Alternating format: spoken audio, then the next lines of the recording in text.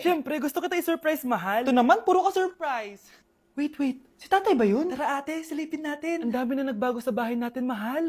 Si tatay nga! Yay! Nandito na si tatay! Mga anak, namiss ko kayo! Namiss ka din namin, tay. Huwag ka nang babalik sa abroad, ah. Hindi ko na kayo iiwan, mga anak. Yes! Di na babalik si tatay sa abroad! Oh, ito. May regalo pala ako sa'yo, Scarlett. Wow! Ano kaya laman neto? Eto naman, gumastos ka pa. Hayaan mo na, mahal. Ngayon lang ako nakabawi sa mga anak ko. Meron din ba ako regalo, tay? Siyempre naman, ikaw pa ba makakalimutan ko, Brianna? Oh, ito. Yay! May regalo din ako! Oh, matulog na kayo, ah. Kami naman ang tatay mo yung magbabanding. Sige po, nay, matutulog na kami. Bubuksan ko na to. Tara na, mahal. May pasalubong din ako sa'yo sa kwarto. Tara na, mahal. A few moments later. Anong oras na? Bakit tumatawag si tatay? Hello, tay? Scarlett, umalis na kayo sa bahay na yan. Isama mo kapatid mo pati nanay mo. Bakit po? Nasaan kayo? Yung lalaking umuwi dyan kagabi, hindi ako yun anak. Umalis na kayo dyan ngayon na. Nay!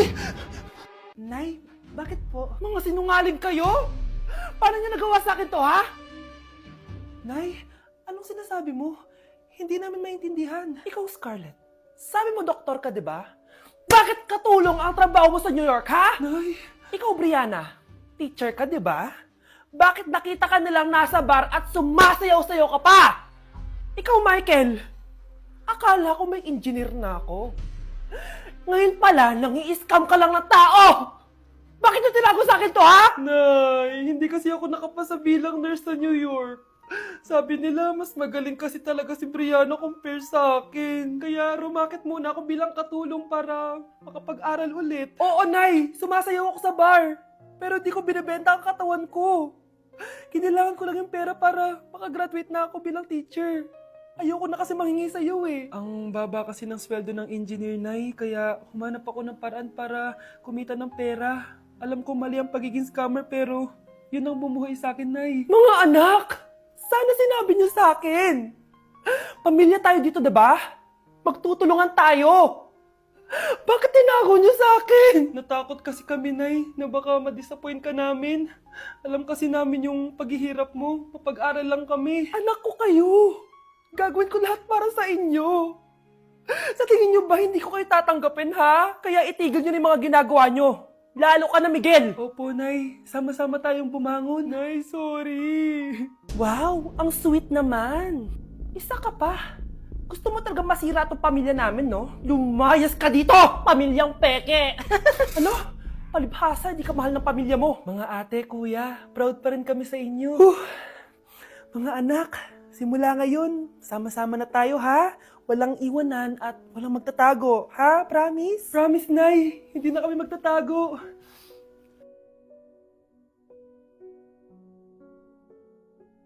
Anak, magpagaling ka lang, ha? Nay, ayoko na dito sa ospital. Ang daming may sakit. Kailangan mo nang gumaling, Scarlett, para makapag-date na tayo ulit. Oo, babe. Magpapagaling ako. Hello. Kamusta na po siya? Doc. Okay naman po siya. Pwede na po ba kami lumabas ng hospital? May bad news ako sa inyo. Nay, bad news daw. Hindi naging maganda yung mga resulta ni Scarlett. 3 araw na lang siyang mabubuhay. Hindi pwede! Ayoko! Ha? Mamamatay na ako! Huwag mo sabihin yun, Scarlett. Magpapakasal pa tayo, di ba? Magkakaanak pa tayo, di ba? Hindi ka mamamatay, anak. Gagawan ko ng paraan. Hindi pwede mamatay anak ko. Hindi pwede mamatay anak ko. Tita, una na po muna ako. Gabi na rin po eh. Sige po. Wala na akong choice. Kailangan kong gawin to. Para sa'yo, anak. O anak, kainin mo muna to para gumaling ka na. Sige po, Nay. Sarap. Kain ka lang, anak, ha? Hello. Kamusta siya? Doc, parang lumakas ako ngayon. Talaga, anak? Malakas ka na? May good news ako sa inyo. Naging okay lahat ng results ni Scarlett. Grabe, parang himala. Pwede na kayong lumabas dito sa hospital. Makakalabas na tayo ng hospital, Nay! Oo, anak! Gagawin ko lahat para sa'yo, anak. Sa wakas, nakauwi na din tayo, Nay. Namiss ko tong bahay natin. At dahil dyan, pagluluto kita ng paborito mong ulam, anak, para di ka na magkasakit. Grabe, ang sarap naman neto, Nay. Parang kakaiba yung karne neto, pero ang sarap. Kain ka lang, ha? Teka, Nay. Dumating po ba yung boyfriend ko? Nandito siya, anak. Totoo, Nay? Nasaan siya? Babe! Ayan siya. Kinakain mo.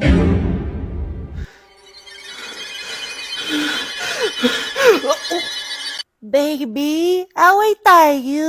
O ano anak, puro bebe time na lang? Di ba may exam ka pa bukas? Opo, Nay. Try mo kaya mag-review para di ka puro bagsak. Diyos ko. Sige, Nay. Challenge accepted. Makaka-perfect ako sa exam bukas. Sino nagsabing hindi ko kaya mag-review? Baka Scarlett to. Ba't tumatawag na to? Oh, bakit, Bes? Nag-review ako. Te, may bago akong chika. Importante ba yan? Importante. So, eto na nga. Go, Te! Spill the tea! Ano nangyari? 1 hour later. O siya, sige na, Te. Magre-review na talaga ako. Storbo. Saan na ba ako? X, Y... Hala, break na sila. Ano nangyari? 1 hour later. Mag-review na nga ako.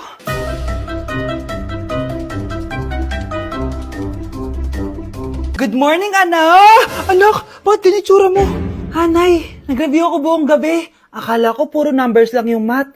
Bakit may X and Y? Di bale, anak, gamitin mo tong Radiance Glow Pure Blossom Elixirs ng YOU. Meron tong toner essence at illuminating serum. Ano naman yun, Nay? Ano to? Nakaka-bright, repair, at protecto ng skin. At di lang yun, anak. Nakaka-reduce to ng oiliness at ng skin texture. Suitable to for all skin types, kaya gamitin mo to para fresh ka bago ka mag-exam. Ay, ang fresh nga. Glass skin, no? Super lightweight at super dali lang pala i-apply nito, Nay. Go na, anak. Islay mo na yung exam mo. Good morning, class. Ready na ba kayo mag-exam? Sure nang makaka-perfect ako kasi nag-review ako. First question. Kung 5 ang kinain na pizza ni Maria at 2 ang sapatos ni Cardo, gaano kalayo ang Earth sa black hole?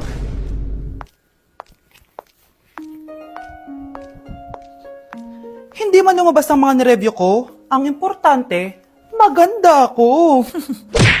Nakikiramay po ako sa pagkawala ng asawa niyo. Masakit para sa amin ang pagkawala niya. Kailan pala namin makukuha yung mga ipapamana niya sa amin? Ipaprocess pa po namin yun, ma'am. I-update na lang po namin kayo. Sige po, attorney. Sakit ng pagkawala niya.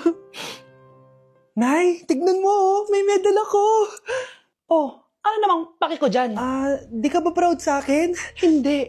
At wala akong paki sa'yo. Iniwan ka na ng tatay mo, di ba? Kaya pwede ka nang umalis dito. Bakit ka ba ganyan sa akin, Nay? Huwag mo nga ako matawag-tawag na nanay dyan. Kadiri! Hindi kita anak. Ang nanay mo, wala na. Malandi kasi. Nay, gutom na ako. Ay, gutom na baby ko. Wait lang, mag-order ako ng steak for you, ha? Yay! Steak, my favorite! Ampun lang pala ako. Nasaan na yung totoo ko, nanay?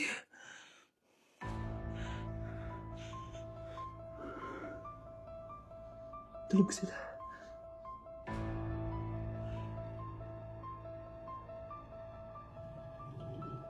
Nasaan na yun?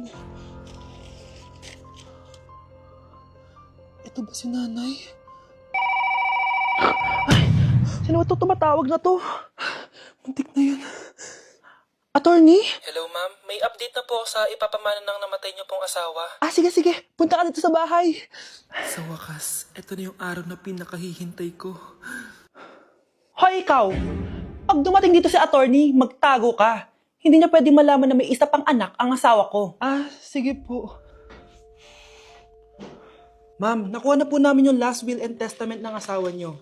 Ang nakasulat po dito ay, ang 50% ng kayamanan niya ay mapupunta po sa inyo. Ha? Mali ata yan, attorney. Dapat 100% ang mapupuntang kayamanan niya sa amin. Kami lang ang pamilya niya eh. Bali ma'am, ang nakasulat po kasi dito ay ang isang 50% po ay mapupunta sa isa niyang anak. Ano? Baka yan yung isa naming anak na nawala? Oo, sa amin na lang yan. Ako ang isa pang anak ni Ramon. Anak! Umagang-umaga, cellphone agad hawak mo? Tignan mo ito napanood ko. Huwag mag-cellphone agad pagkagising mo sa umaga kasi pinapataas mo lang ang stress levels mo. Ano ba naman yan, Nay? Oh, doktor na may sabi ha. Tigilan mo na yan. Maniniwala pala tayo sa doktor. Sige. Grabe, ang init. Paniligo na nga ako. Nay, may napanood ako oh. Kung may nagsabi sa'yo na dapat kang maligo araw-araw, isang malaking kasinungalingan yan. Oh, sabi ng doktor, Nay, bawal daw maligo araw-araw. Ba't ka naliligo? Sige, di na ako maliligo. Kung akala mong healthy ang mga prutas, pakinggan mo tong sasabihin ko. Oh, Nay, nagsalita na yung doktor ha. Huwag ka na kumagat dyan. Pati ba naman prutas? Ay, magmamatcha na lang ako. Kung akala mong healthy ang mga matcha, Pakinggan mo tong sasabihin ko. Hala, sabi ng doktor, hindi daw healthy yung matcha, Nay. Huwag mo na inumin yan, ha? Pati matcha bawal. Sinisira mo ang utak mo sa paggamit ng mga betchin. Oh, Nay, sabi ng doktor, sinisira mo daw utak mo. Huwag ka na maglagay niyan. Tama na! Oo na, lahat ng ginagawa ko masama sa akin. O sige, Nay, titigil na ako. Basta mag-cellphone na ako, ha. Sige na, mag-cellphone ka na. Pero huwag ka magpupuyat, ha. Masama pa rin yon. Malaking kasinungalingan yung sinasabi nilang bawal ka magpuyat. Anong sabi mo, Nay? Sabi ng doktor, pwede naman eh. Bye! Anak, kunin mo yung cellphone sa kwarto. May tumatawag ata. Ah, sige po, Nay. Sabi cellphone ni nanay. Anak, bilisan mo naman. Ay, salamat naman, nakatae din. Scarlett, ba't nandyan ka? Eh, di ba pinukuha ko sa cellphone ko? Pinagsasabi mo, Nay. Kanina pa ako dito sa loob. Nay, eto na po cellphone niyo. Sino yan, Nay? Bakit kamukha ko? Teka lang. Bakit dalawa kayong Scarlett? Nananaginip pa ako? Ah, Nay, ako yung totoong Scarlett. Ha? Sinungaling!